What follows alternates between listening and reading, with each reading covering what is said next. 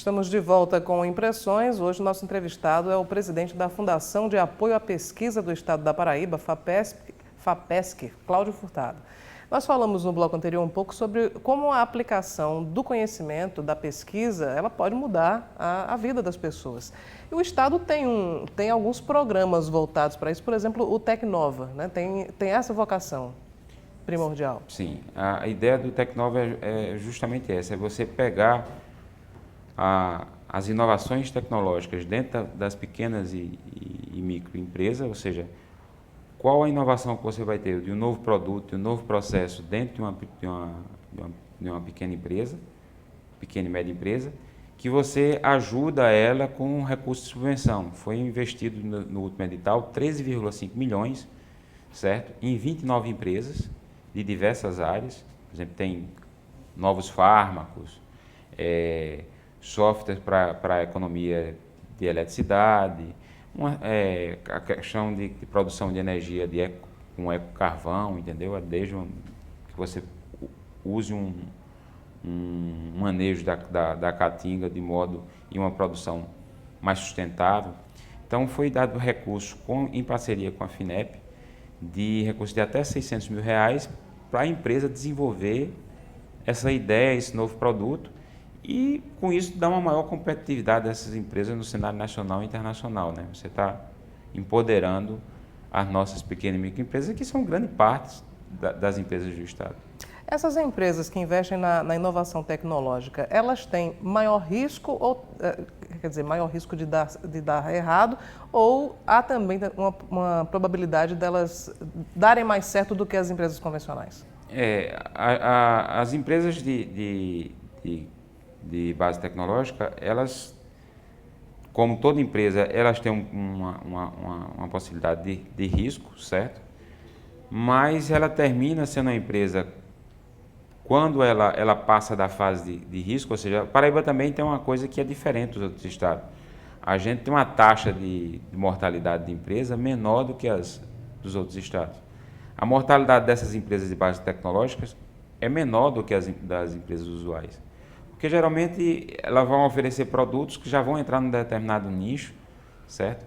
Por determinada necessidade. Você quando desenvolve... Não tem a competição. Não tem a competição. Você tem um novo produto que ele vai ser muito forte naquele produto. A inovação, e até nas áreas tradicionais, quando você pega uma empresa que faz um determinado produto tradicional e ela desenvolve um novo produto, às vezes não é nem o foco dela, mas ela introduziu uma mudança na sua linha de produção, ou seja, é uma inovação de processo, mas aquele processo vai tornar ela mais competitiva. Ou ela vai conseguir baixar o preço, ou ela vai fazer um melhor produto para entrar no mercado. Então isso dá uma maior força à empresa. A inovação vai tornar... Esse é um primeiro processo. Depois vem o segundo processo, que também o Estado já fez isso. Através do Empreender Inovação Tecnológica, o Estado já deu de 30 a 100 mil reais, certo? Já foi 11 empresas que assinou agora há pouco, o governador assinou e fez concessão a essa empresa, dando entre 30 e 100 mil reais recurso a essas empresas que desenvolvem inovação tecnológica para entrar numa fase que ela já está pegando recurso reembolsável, recurso que ela vai ter que pagar com juros, porque a inovação, no caso da Tecnova, são recursos não reembolsáveis. A empresa só tem que fazer o projeto, entendeu? Para esse nosso cenário paraibano, o que é que representou aqui a Paraíba receber o Fórum de Internet e Governança? Foi um momento assim singular, porque é um evento da ONU, certo? Era o 10º IGF, ou seja, era o último de um segundo ciclo. Não se sabia ainda se ia ter o próximo IGF. Foi considerado como o melhor IGF da história, ou seja, isso dito pelos visitantes internacionais que vieram para o Estado. E, se você olhar, foi o primeiro grande evento patrocinado pela ONU que aconteceu fora do eixo Rio-São Paulo, que aconteceu aqui na Paraíba foi o IGF. Então, isso, assim, em termos de levar o nome da Paraíba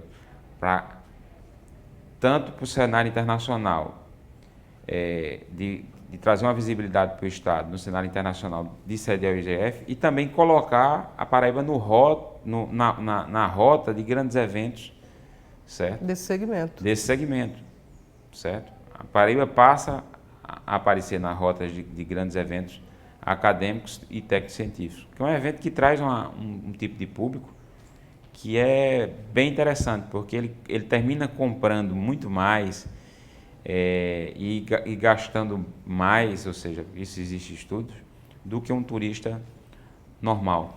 Então, além de você ter o fato de ter um evento de importância pelo tema, você tem a importância para a cadeia econômica. Bom, o governo do estado ele lançou recentemente um programa que estimula, aliás, que oferta bolsas de mestrado e doutorado. Como é que se dá esse programa? Quem é que pode participar? Esse programa é realmente um marco na história do estado. É o primeiro programa de bolsa de formação, de mestrado e doutorado, lançado na Paraíba. Ele faz parte de um termo de cooperação de 32 milhões com a CAPES. Foi lançado agora a primeira parte com um edital de 14,3 milhões, certo? Com 198 bolsas, 94 de mestrado e 104 de doutorado. E quem é o público-alvo? O público-alvo dessas bolsas são os programas de pós-graduação do estado da Paraíba, certo? Que são reconhecidos pelo MEC. Então, os coordenadores desses programas eles vão submeter um projeto à FAPESC, demonstrando a necessidade de novas cotas, fazendo um breve histórico do programa e, claro, mostrando a aderência das linhas de pesquisa do programa com as linhas prioritárias para o desenvolvimento do Estado, tipo recursos hídricos, desenvolvimento humano, energia solar, outros tópicos que são de interesse, ou seja, isso é uma maneira da gente colocar essa aderência que o que seja produzido no Estado também esteja em consonância com as linhas de desenvolvimento do Estado, ou seja, da gente puxar a academia para a gente ter um portfólio do que é desenvolvido na academia e que possa ser bem utilizado com essas bolsas. Essas bolsas vêm num momento crucial que a pós-graduação passa, ou seja, por cortes, e a partir de março você está injetando aí no sistema mais 198 bolsas. Realmente é um momento histórico para a pós-graduação do estado da Paraíba.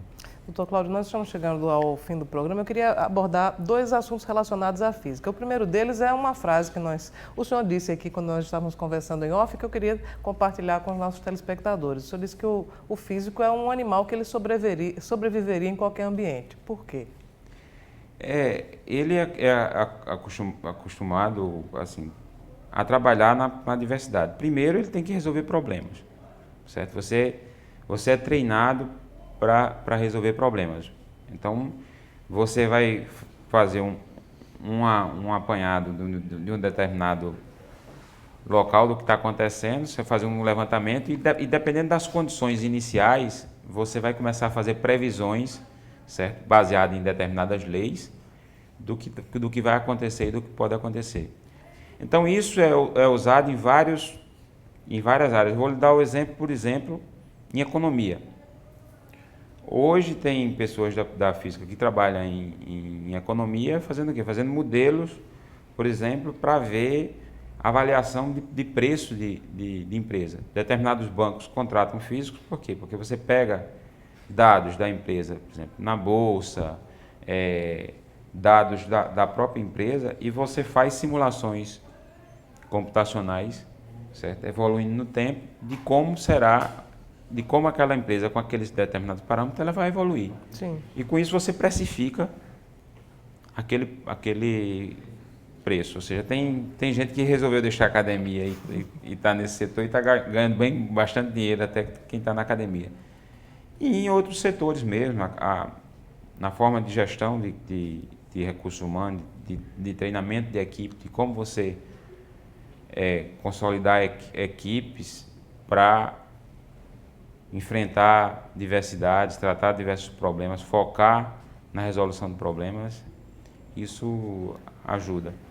E a outra pergunta, já agora sim encerrando o Impressões de hoje, é sobre o risco nuclear, já que o senhor tem um interesse forte também por esse segmento. Sim. A Coreia do Norte tem gerado certa tensão no mundo inteiro por causa dos testes nucleares que tem realizado. Houve, na época da Guerra Fria, um medo em todo o mundo de que houvesse até uma catástrofe por causa do uso das armas nucleares. Esse risco ainda existe? É maior do que antes ou menor?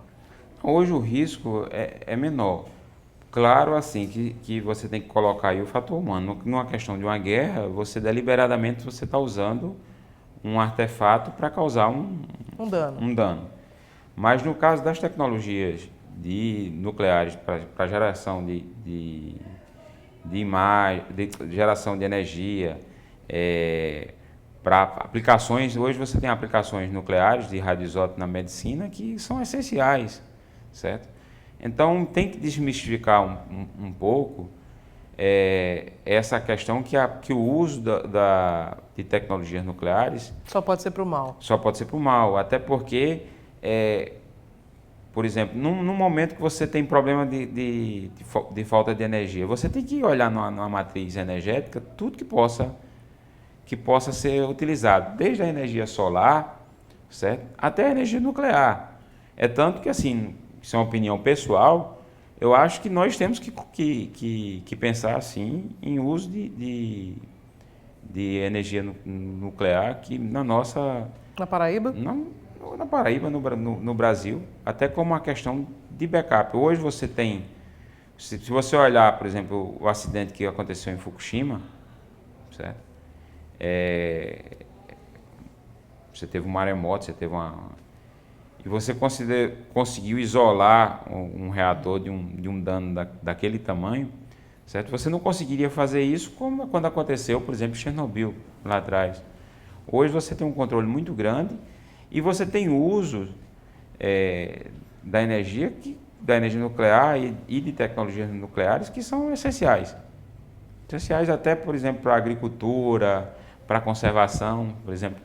Uma coisa simples, por exemplo, se você bombardeia alimentos, por exemplo, com raios gama, aí o cara diz, vai virar o Hulk down, né? Não, porque raio gama é luz, certo? Não tem problema. Por exemplo, se você bombardeia o ovo, você evita, por exemplo, contaminação por salmonela. Então, quem gosta, por exemplo, de comer ovo com a gema mole, sim. Isso é feito em toda a Europa, em todos os Estados Unidos, certo? É feito em São Paulo, na CEAGESP. Você também, por exemplo, aqui a plantação de batata que a gente tem aqui na região de Campina Grande. Se você for lá, os produtores eles usam uma grande quantidade de geladeiras para manter a batata e ela não brotar.